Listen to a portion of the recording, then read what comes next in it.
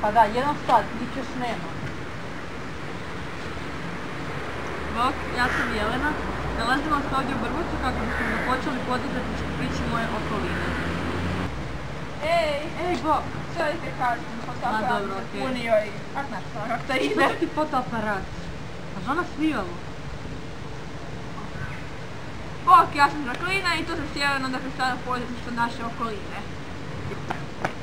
Ivana, di si? Bok, a nemojte se, a znate li kako moja mama dobro kuha? Kako sam ti da je? Ivana, snimamo? Dobar dan, ja sam Ivana, a mi smo Punto Luce. Žana, pa zašto gledaš taj bod? Daj mi mislite recimo da netko posjeće i da ga ne javiš ga u mene. A Žana, pa mi za to Vrbovcu imamo rješenje. Pogledajmo. Naša poduzetnička priča započinje primjerom iznajmljivanja božićnih jelki i borova dostavom na kućna vrata. Osobe koje koriste ovu uslugu po završetku božićnih blagdana vraćaju drvce koje se ponovno zasađuje, pa upoznajmo nositelja ove ideje. Ivan Pukat iz Vrbovca, naravno. Možda za početak reći nešto o ideji samoj? Puno ljudi mi je dolazilo s pitanjima za ta božićna drvca, da bi oni htjeli nešto živo, a da naravno žao mi je bilo to da se reže, ubija. Šta vaša obitelj misle o tome? Su bili Pa njima je to bilo zanimljivo, mislim kao ideja, ništa ne košta probati. A ako se tiče oglašavanja, da li imate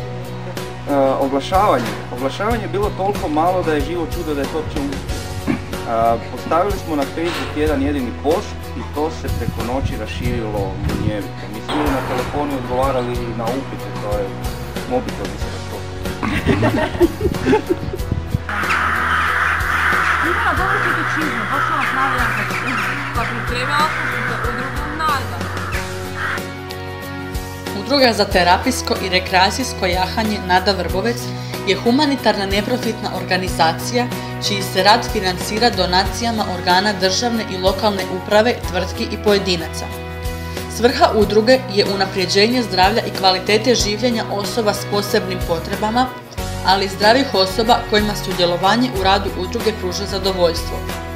Udrugu u operativnom smislu vode gospođa Nada Zorko, predsjednica, i gospodin Mladen Dakić, tajnik, a pojedine poslove u organizaciji i realizaciji rada udruge volonterski obavljaju njeni članovi ovisno o prirodi posla i osobnom afinitetu.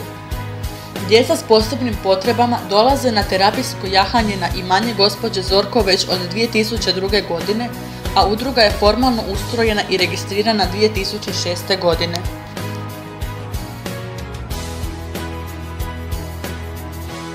Se tebi tu sviđa? Da, Lijepo je. Da. A sad ću vam pokazati gdje je hladno pivo snimalo spot. Dobar dan, dobrodošli. Hvala. Kako vam je kliknula ta ideja? Znači, osnova svega je bila ta nekakva farma Noela. Međutim, onda smo se s Noelima učili 5-6 godina. Nekakve stvari se nisu izrealizirali kako su trebale. I onda je, ne znam, Marku sinula ideja. Prendović, to sam bio spominjao, Prendović nam imali u Bjelovaru jednom imanju Pengol, pa tamo to nije uspjelo. I onda ajmo tu probat, hoćete meni to... Evo, možete izdvojiti neke vaše najistaknutije goste? Hladno pivo je bilo tu 10 dana. Za ovaj zadnji album su baš pjesme su radili tu. Pik Zibneri su spot tu snimali isto, onda... Dobro, sad je bila ova gosti. Bilo je poznati Alen Belinski, onda Divasica Husar je bila, Ana Tomčićova, kako se zove. Bila je.